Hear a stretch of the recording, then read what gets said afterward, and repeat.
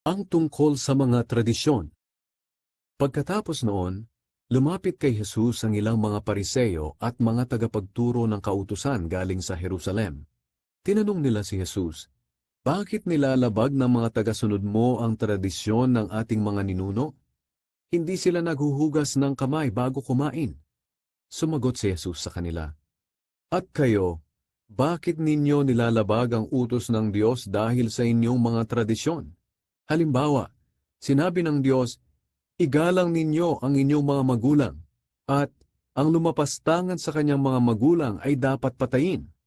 Ngunit itinuturo naman ninyo na kapag sinabi ng isang anak sa kanyang mga magulang na ang tulong na ibibigay niya sana sa kanila ay nakalaan na sa Diyos, hindi na niya kailangang tumulong sa kanila. Pinawawalang halaga ninyo ang utos ng Diyos dahil sa inyong mga tradisyon. Mga pakitang tao, tamang-tama ang sinabi ng Diyos tungkol sa inyo sa pamamagitan ni Isaias. Iginagalang ako ng mga taong ito sa mga labi lang nila, ngunit malayo sa akin ang kanilang mga puso. Walang kabuluhan ang pagsamba nila sa akin, sapagkat ang mga itinuturo nila ay mga utos lang ng tao.